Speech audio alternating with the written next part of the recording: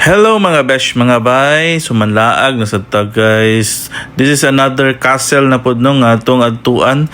So kani siya nga castle guys is makita diri sa Latvia. Latvia guys, diri sa Bauska, Latvia. So ang tawag na niya Bauska Castle. So partly restored din siya guys. Ang palace na restored pero ang other side pod ani is ruins na gid siya, wala na na-restore. So gibuhat ning Bauska Castle guys atong 15th century, dugay na jud kay no. So gibuhat yun ni siya as a fortress.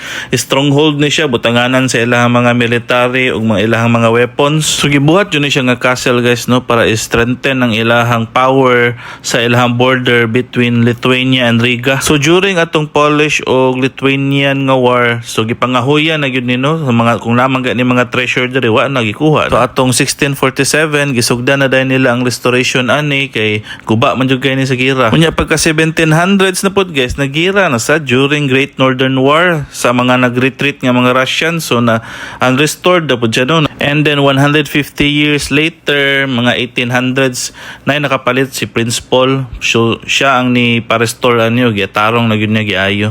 So guys, makita ning Bauska Castle guys diri sa Latvia.